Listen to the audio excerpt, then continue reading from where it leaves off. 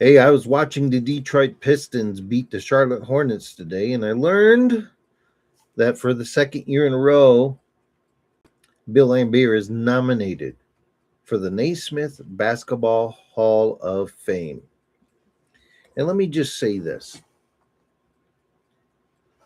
that this guy belongs in, and I'm going to run down all the credentials that he has as an NBA player, which I believe gives him all the credibility to be in the Basketball Hall of Fame.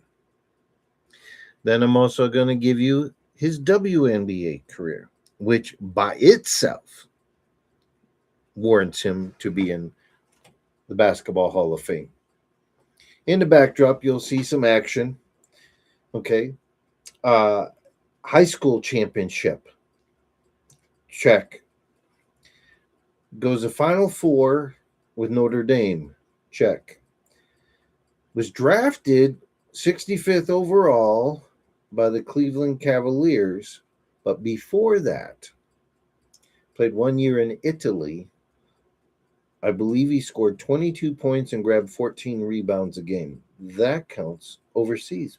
You see a lot of overseas guys getting Basketball Hall of Fame for theirs. So he had one season there.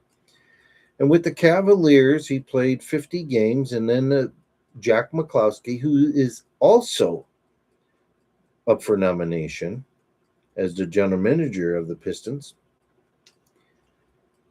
saw that even though the Cavaliers were getting blown up by 20 points, the hardest working person on the court was Bill Laimbeer. So he made a trade for him.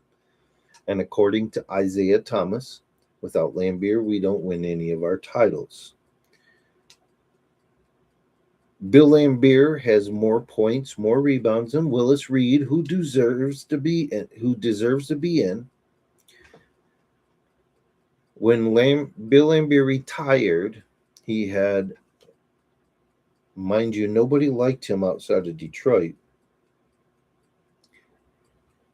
He was a 4-time All-Star. Had he been a likable guy outside of Detroit, maybe 5, 6, 7 years, he could have been an All-Star. During the 80s, which is considered by many the most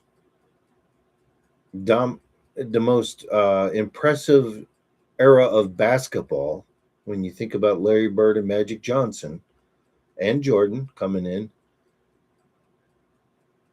the 80s was one of the premier times of basketball.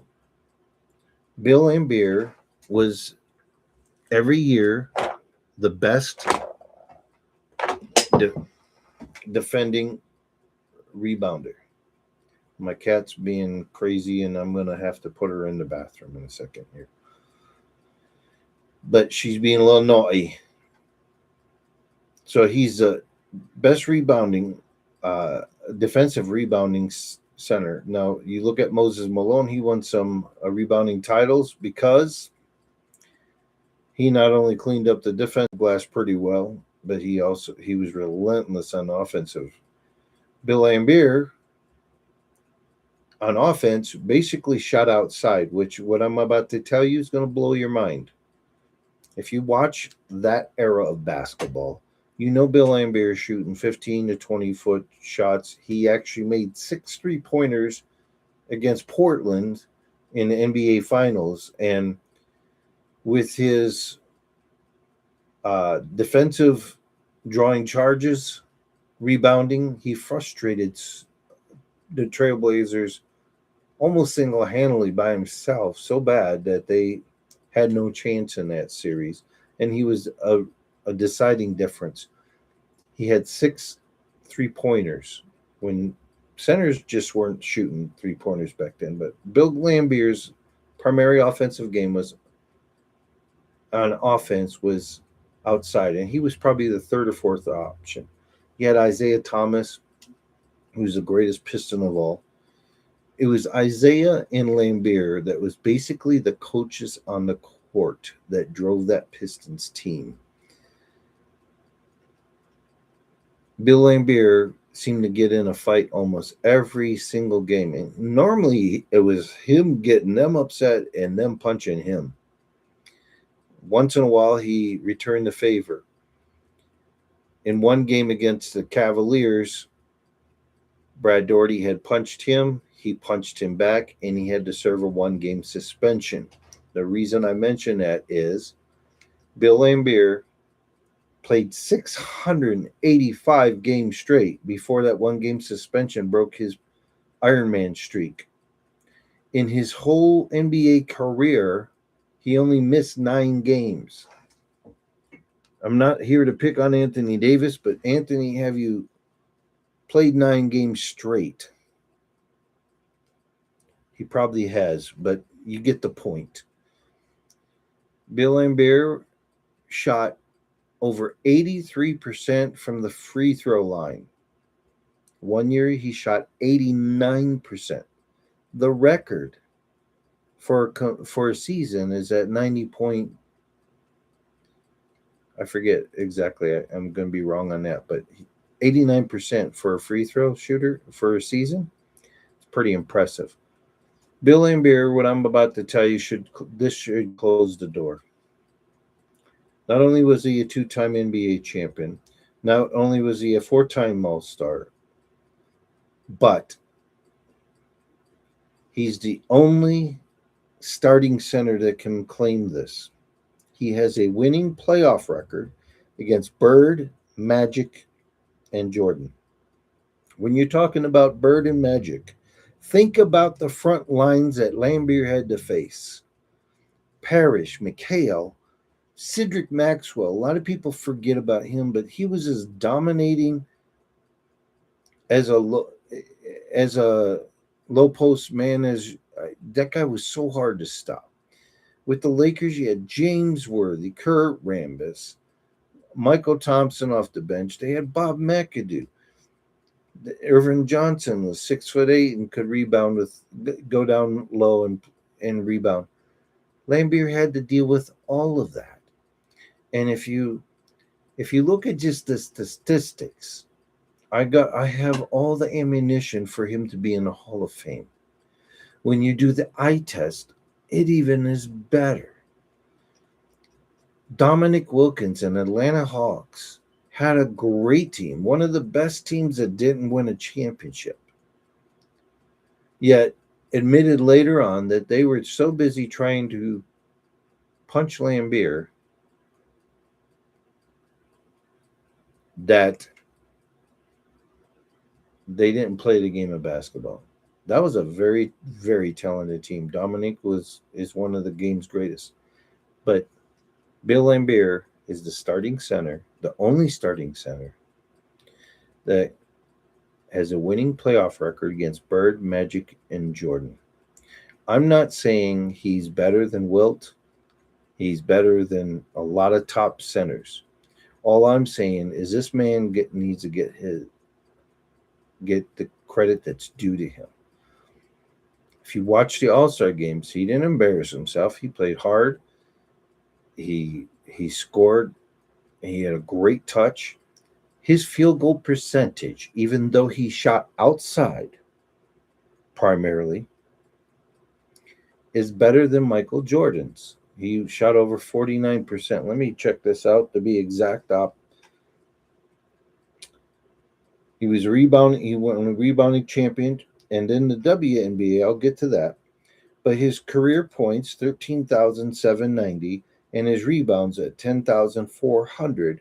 When he retired, he was only one of 12 players to ever have at least 10,000 points and 10,000 rebounds.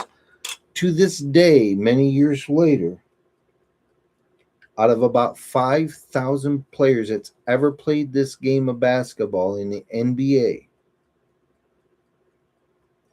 he is only one of 38 to do so. Once again, he has more points, more rebounds than Willis Reed, who obviously deserves to be in.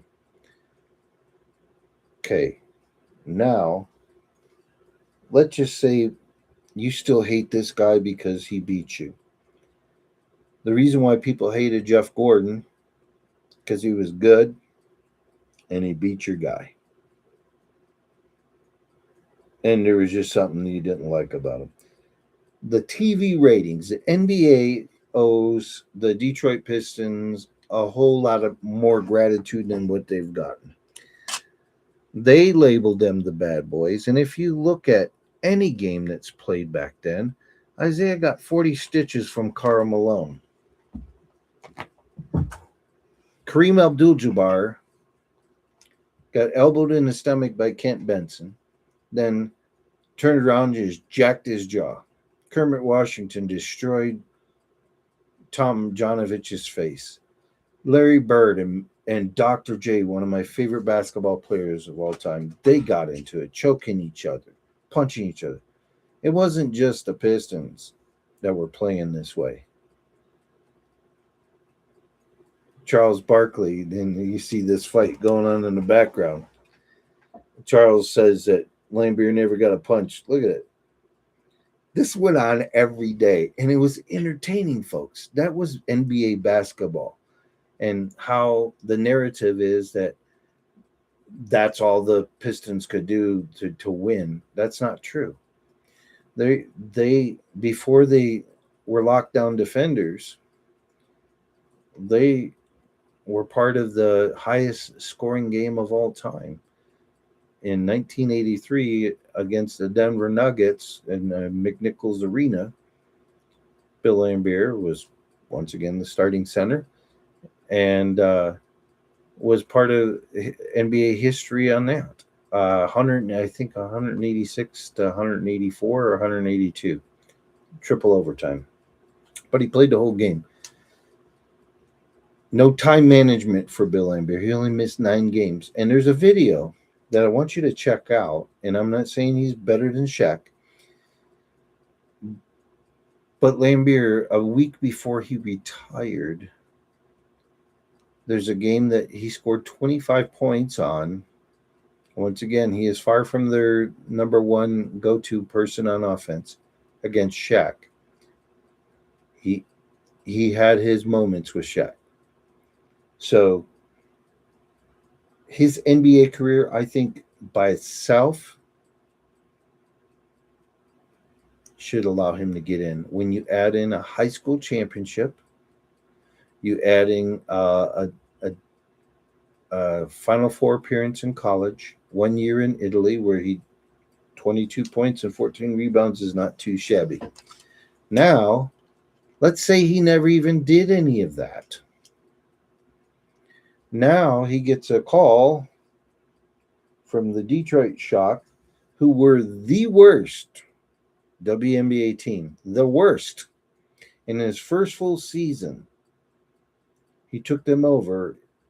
They won the first of their 3 WNBA championships. And let's see if I can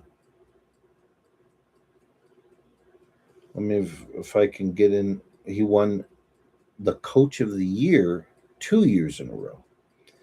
And shame on Joe Dumars for not selecting Bill Laimbeer as your head coach when you got rid of Larry Brown, rightfully so, for during one of our deep playoff runs with that Ben Wallace, Rasheed Wallace team. Was asked a question by the media when the Knicks job was open. He said it was his dream job. Well, I applauded Dumars for making that happen by letting saying "See you later, Larry Brown." But we had nothing but junk coaches for a long time after that, and they should have named Bill Laimbeer the WNBA coach or the NBA coach. And I really believe the Pistons could have won another title or two with Laimbeer being a coach, because Rasheed Wallace needed to have somebody be able to stand up to him if he got a little disinterested in the game. And him and Laimbeer had a lot in common. They both could shoot outside. They both had issues with the refs and whatnot. So, but Bill Laimbeer is actually the second winningest coach in WNBA history. All right. And I got Wikipedia for his.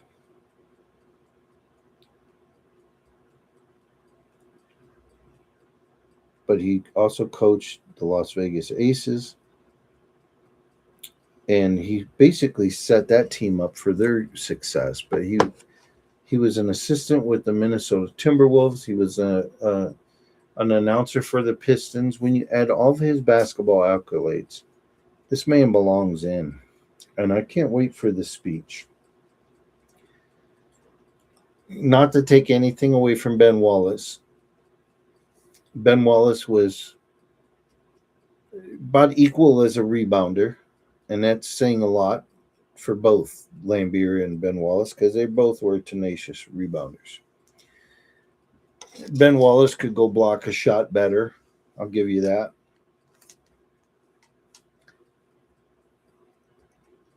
But Laimbeer had a lot more to offer on the offensive side of it. And when you do the eye test, I'm going to get back to that. Setting picks. One of the frustrating things that I've seen in the NBA is they don't know how to set picks. They always lean in and get a foul. Laimbeer squared up and played. If you're going to teach somebody how to fundamentally play basketball at the big post, Laimbeer is one of them. He boxes out, incredible. He couldn't jump out of the building, so he had to be fundamentally sound.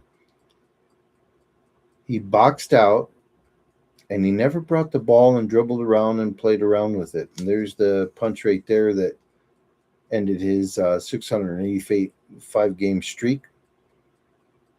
But his outlet passes, on the Pistons, John Stockton ran up all those assists. Isaiah would get his, but everybody had 3, 4, 5 assists a game almost. Not average, but at any moment, Laimbeer could have 5 assists. Another 2 or 3 people, another 4 or 5 assists. They passed the ball around instead of having one guy dribble it and distribute it. So Laimbeer was very important about setting picks, outlet passes, and assist. And it was like third or fourth option. And there's sometimes he get hot. Net would barely move. Great outside shooter. And if you were casting the last vote, I'm going to review right down the line everything that Bill Laimbeer did. And I would doubt very much that there's one person that could check every box that he has. And I'm not saying he was the best center. I know he wasn't, okay? Shaquille O'Neal, Wilt, Bill Russell, Keem Olajuwon. It does bother me somebody like Ralph Sampson, who had potential, had a very short career, gets in the Hall of Fame before Bill Laimbeer, who has 2 championships once again. We're going to start. There was a highly favored high school team that his high school team beat. So he's got a high school title, Basketball Hall of Fame credential. Notre Dame went, even though he's a backup center back then, was made the Final Four, played a year in Italy, and then a very storied NBA career. And if you are Magic Johnson, Larry Bird, and Michael Jordan, and rightfully claim that you played in the best era of basketball, then wouldn't it make sense that the only center during that time that has a winning playoff record against Bird, Magic, and Jordan should be in the Hall of Fame, especially when 2 out of those 3 teams not only have Hall of Fame front lines, but you're talking top 50 players of all time and top 75 players of all time front lines. As a center, especially a center that plays outside on offense, like Laimbeer did, he has to face forward. So even the Bulls, he Jordan, Pippen, they had to deal with him. Horace Grant, I don't think he's in the Hall of Fame, but he very good. Uh, and they had Bill Cartwright at one point, Luke Longley at one point. I don't think Laimbeer faced him, but and those Nick teams, coached by Pat Riley, towards the end of Laimbeer's career, they were a deeply loaded team, and they had to battle those guys. The success that he had, and all the stuff that he took from the other players, he mentally had them beat. It was K.C. Jones, the first, not the first. K.C. Jones was the coach of the Boston Celtics when the Pistons and the Celtics were at war. And then K.C. Jones ended up going to Golden State, I believe. It was during that time that K.C. Jones said that Bill Laimbeer should be the first one out of that group to get in the Hall of Fame because he got your star player mentally out of the game, tried to punch you, get thrown out of the game while he's making free throws to win it at the end. Now, I admire K.C. Jones, and the only thing I disagree with that one comment is that Isaiah's the best reason, or should have been the first person. But after that, before Rodman, before Dumars, before Ben Wallace, before any of the other Pistons that have gotten in the Hall of Fame. Now, Grant Hill, that's a different story. Grant Hill was spectacular. And sometimes being spectacular, an all-around basketball player like Grant Hill was, deserves to get you in even if you don't win. And he battled through some injuries, and hats off. He had a pretty good end of his career between Orlando and Phoenix. But Laimbeer, to me, is the second most important Piston in Piston history. Now, looks like Cade's going to be bumping Laimbeer in my mind down to number 2 a little bit. But Isaiah many times has said, without Laimbeer, we don't win. When John Selly be on the ground and doing something, it was Laimbeer telling him to get up. It's time the NBA takes him in. Forget anything he did in the WNBA. Laimbeer belongs in just for his playing days. Between high school, college, the 1 year overseas, and his NBA career, to me, it's a shoo-in for that. And then when you add his WNBA career, which maybe have been even more successful than his NBA career, it should be a no-brainer, folks. For him not to get in the Basketball Hall of Fame with all those credentials, I don't believe there's another player that is a 3-time WNBA winning coach. And not only was he the coach, he was the general manager of all those teams. He built the Las Vegas Aces to the team they are basically now. He didn't win a title with them, and I wish he would have, but they went to the finals. He's been a very successful coach. Once again, the second winningest coach in NBA history. Won a Coach of the Year 2 years, and he was also an assistant coach with the Minnesota Timberwolves. He was trying to get an NBA job, but unfortunately, because he was so unliked as a player, nobody wanted to put him in a position to coach these players here. You know what Laimbeer wouldn't do? He wouldn't tolerate these people being so soft. And that's the one thing that people complain more than anything about the NBA today is that it's soft. Laimbeer wouldn't have that. Now he'd probably get in a fight with his players, and he'd probably lose a little bit, and he'd probably win some. But his coach, as a coach of WNBA, I don't care if they just base it on that. I really don't, because I know they're wrong about his playing career. Because I've watched the games, I've seen him stand up to Kareem and play some great defense and frustrate those guys and come up on top and battle. And that persona that how hard he played, if you watch him, he's not fast, but he ran harder than anybody down the court. Leave your comments in here if you would. I asked Terry Foster of Woodward Sports, who was a Pistons beat writer, and I was very disappointed in his response because I highly respect Terry Foster, and I thought that I was setting him up for a slam dunk for a confirmation. But he didn't. He said that Laimbeer wasn't a Hall of Famer, and he's not counting the WNBA. It was in a Woodward Sports.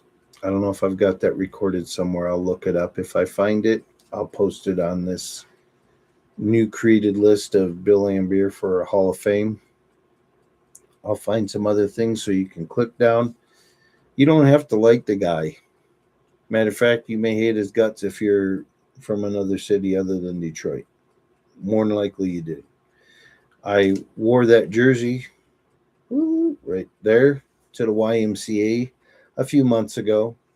I'm 58 years old, and there's somebody within 10 years of my age, I think. They crossed the court. He goes, I hate Bill Laimbeer. He goes, you know you got a Bill Laimbeer jersey? And I'm thinking to myself, well, yeah. I think I went online. I think I ordered it. I think I decided to put it on. And so he went on, and I said, well, Bill Laimbeer should be in the Hall of Fame. And I just ticked him off. Laimbeer has 5 championships between the WNBA and NBA. That's just one part of basketball. He's got another championship in high school. So there's 6 championships. That guy's a winner. It's time to let him in the Hall of Fame. And I'd love to see Jack McCloskey and George Blajas going in there too. It's incredible. As far as I can remember, when I'm in elementary school, George Blaha has been announcing games. And he's an incredible announcer even today with Gregory Kelser. But once again, Laimbeer contributed in all the contributions that Laimbeer did in basketball. I think he coached his daughter's college basketball team too, if I'm not mistaken, or high school. I'm not sure if that's what his record is on there, but 3 WNBA championships, that should get you in. One of 38 players to have 10,000 rebounds and 10,000 points out of 5,000 players that's ever played the game. That right there should get him in. Field goal percentage is better than Michael Jordan's. His 3-point percentage is almost spot on with Jordan's. Jordan's got a slight edge on that percentage with them. Now, there's better 3-point shooters than Jordan, but I'm just trying to tell you that a starting center that took all that abuse, that egged on all that abuse, still could hit a 3-pointer almost dead on with a lot of people considered the game's greatest. It's pretty impressive. You know who liked and respected Bill Laimbeer a lot? Kobe Bryant. Kobe Bryant loved the way that era played basketball. If you watch the All-Star games, watch all the All-Star games. They play harder in those All-Star games than they do in today's game. Now there's a lot of talented basketball players today. And I love watching basketball. And my Detroit Pistons, they're doing well. And they're playing kind of like old school basketball. Check them out.